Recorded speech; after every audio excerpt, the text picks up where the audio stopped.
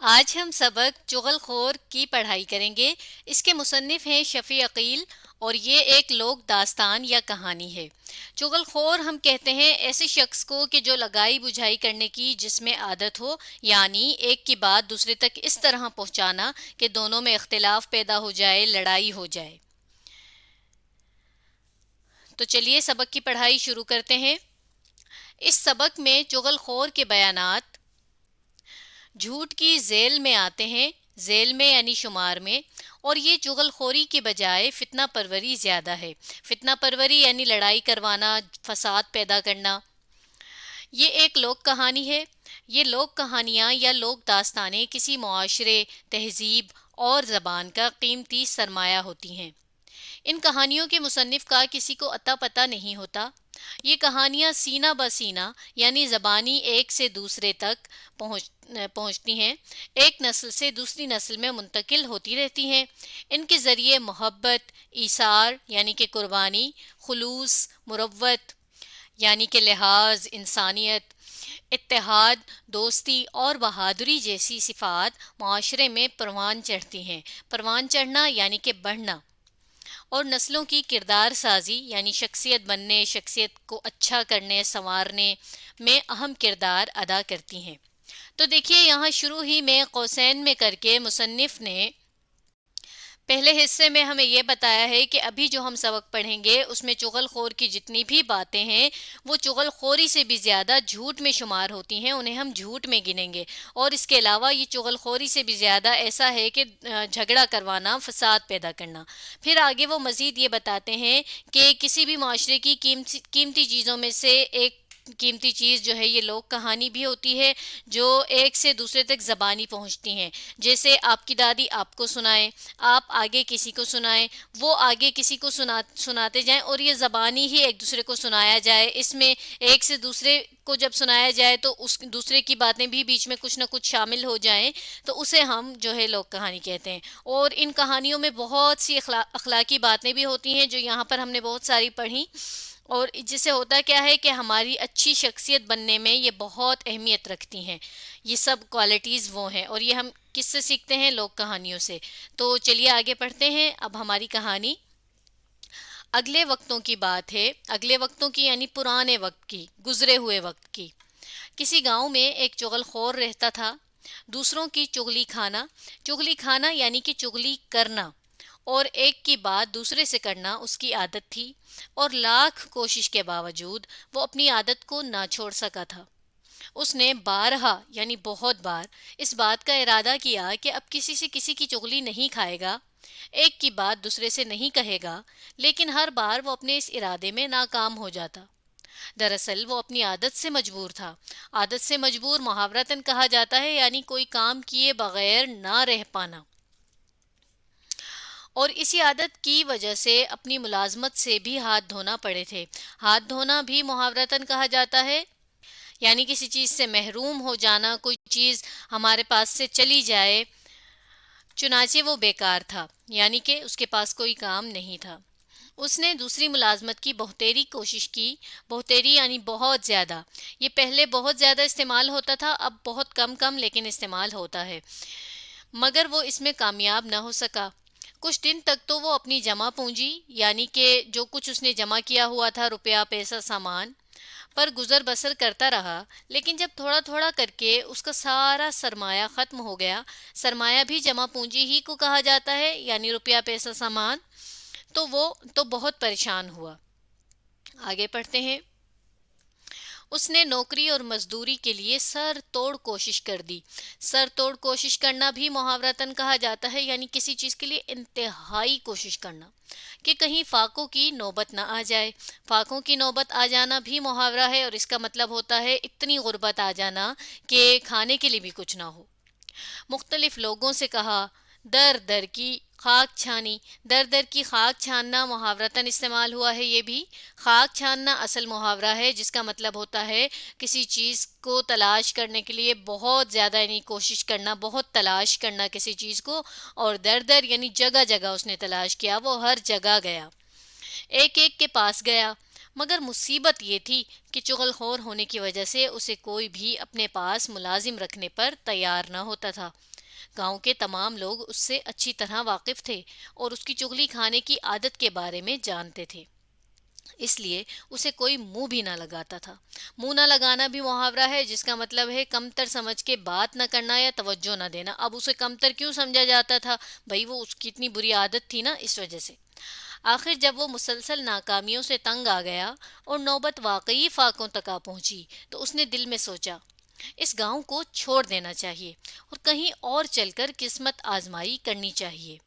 قسمت آزمائی کرنا یعنی کامیابی کی امید سے کوئی کام کرنا کہ یہ میں کروں گا تو مجھے کامیابی مل جائے گی۔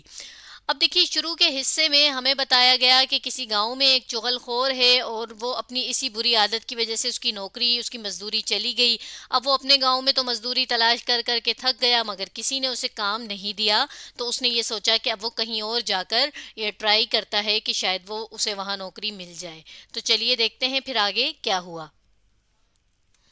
چنانچہ اس نے تھوڑا بہت ضروری سامان لیا اور گاؤں چھوڑ کر سفر پر روانہ ہو گیا تاکہ کسی دوسرے گاؤں یا شہر میں جا کر محنت مزدوری کرے۔ چلتے چلاتے وہ ایک اور گاؤں میں جا پہنچا۔ یہ گاؤں اس کے لیے نیا تھا اور اسے وہاں کوئی نہیں جانتا تھا، اس لیے اسے امید تھی کہ یہاں نوکری مل جائے گی۔ لہٰذا وہ ایک کسان کے پاس گیا اور اس سے کہا مجھے اپنی ملازمت میں رکھ لیں۔ کسان نے اس سے دریافت کیا یعنی جاننا چاہا، پوچھا تم کیا کام کر سکتے ہو؟ چغل خور نے جواب دیا مجھے کھیتی باڑی کا سارا کام آتا ہے، یہ کام میں اچھی طرح کر سکتا ہوں۔ اتفاق کی بات یہ کہ وہ کسان اکیلا تھا اور کھیتوں کے کام کاج میں اس کا ہاتھ بٹانے والا یعنی مدد کرنے والا کوئی نہ تھا۔ اسے ایک ملازم کی ضرورت بھی تھی، اس لیے اس نے سوچا چلو اسے ہی ملازم رکھ لیتا ہوں، یہ بھی ضرورت مند ہے اور میرا بھی کام ہلکا ہو جائے گا۔ کام ہلکا ہونا یعنی کہ بوجھ کم ہو جانا، کام جو ہے کام میں مدد مل جانا۔ یہی سوچ کر اس نے چغل خور سے پوچھا اگر میں تمہیں اپنے پاس ملازم رکھ لوں تو تم کیا تنخواہ لوگے؟ اس پر چغل خور نے بڑے اطمینان سے جواب دیا کچھ نہیں، میری کوئی تنخواہ نہیں۔ کسان کو اس کی بات سن کر بڑا تعجب ہوا، یعنی بڑی عجیب سی لگی اسے اس کی یہ بات کہ کام کرے گا اور تنخواہ نہیں لے گا۔ بھلا یہ کیوں کر ہو سکتا ہے، یعنی یہ کیسے ہو سکتا ہے؟ اس نے حیرانی سے کہا یہ کیسے ہو سکتا ہے؟ جواب میں چغل خور کہنے لگا آپ مجھے صرف روٹی کپڑا دے دیں اور اس کے ساتھ ایک بات کی اجازت، بس یہی میری تنخواہ ہے۔ کسان پوچھنے لگا کس بات کی اجازت؟ چغل خور بولا آپ مجھے صرف اتنی اجازت دے دیں کہ میں 6 ماہ کے بعد آپ کی صرف ایک چغلی کھا لیا کروں۔ چغل خور کی یہ بات تو اپنی جگہ بڑی عجیب تھی، لیکن کسان نے اپنے دل میں سوچا مفت کا نوکر مل رہا ہے، خالی روٹی کپڑے میں کیا برا ہے؟ پھر اس نے اپنے آپ کو آمادہ کرنے کے لیے کہا، یعنی اپنے آپ کو راضی کرنے کے لیے 6 ماہ بعد ایک چغلی کھاتا ہے تو کھا لے، میرا کیا جاتا ہے؟ یہ کسی سے میری چغلی کھا کر میرا کیا بگاڑ لے گا، یعنی کیا خراب کر لے گا؟ میرے پاس کون سے راز ہیں جو ظاہر ہو جائیں گے؟ مجھے تمہاری یہ شرط منظور ہے، یعنی اس نے اس کی یہ شرط مان لی۔ اب دیکھیے اس دوسرے حصے میں ہمیں یہ بتایا گیا کہ ایک نئے گاؤں میں جا کر اسے کسان کے ہاں جو ہے نوکری مل گئی، جس پر اس نے ایک شرط رکھی اور وہ شرط بھی کسان نے مان لی۔ یہاں سے یہ سارا مکالمہ ہم نے پڑھا کہ جو کسان اور اس چغل خور کے درمیان ہوا۔ چنانچہ چغل خور کسان کے پاس ملازم ہو گیا، وہ کام بھی اسی کا کرتا تھا اور اسی کے گھر میں رہتا بھی تھا۔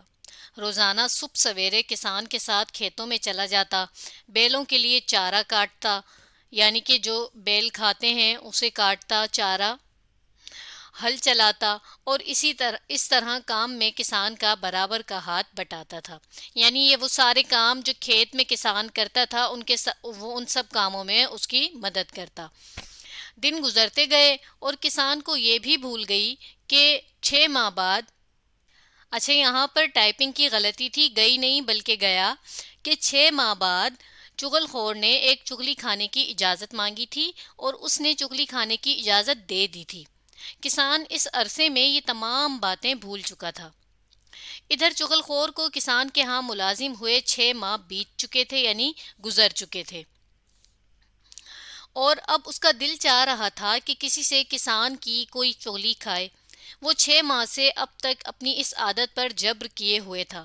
عادت پر جبر کرنا، اصل میں یہ محاورہ ہوتا ہے طبیعت پر جبر کرنا، اور اس کا یہ مطلب ہے کہ مجبوراً کوئی کام نہ کرنا یا کسی کام سے رکے رہنا۔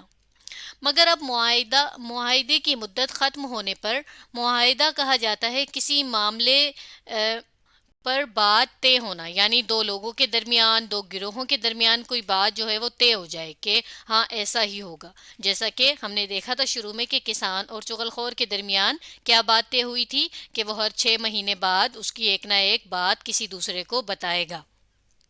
اب کیونکہ 6 مہینے پورے ہو گئے تھے، ہونے پر اپنے آپ پر قابو پانا اس کے بس میں نہ تھا۔ چنانچہ وہ اپنی عادت سے بالکل مجبور ہو گیا۔ تو اس نے سوچا، اب چاہے کچھ ہو میں کسان کی چغلی ضرور کھاؤں گا، اور اب تو معاہدے کے مطابق میرا حق بھی ہے۔ اب یہاں ہمیں کیا پتہ چلا کہ کسان کو تو بالکل یہ بات یاد بھی نہیں ہے کہ اس نے کوئی ایسا معاہدہ بھی کیا ہوا ہے، لیکن کیونکہ چغل خور کی تو یہ عادت ہے، اسی لیے جیسے ہی 6 مہینے پورے ہوئے ہیں، اب وہ جو ہے بہت زیادہ مجبور ہو رہا ہے کہ کسی بھی طرح کسان کی کوئی بات وہ دوسرے کو بتائے۔ تو آج ہم نے لوک داستان چغل خور کے پہلے حصے کی پڑھائی کی۔ اب اگلی ویڈیو میں ہم اس کے اگلے حصے کی پڑھائی کریں گے۔ آپ اس ویڈیو کو دوبارہ دیکھیے اور اس لوک کہانی کو سمجھنے کی کوشش کیجیے۔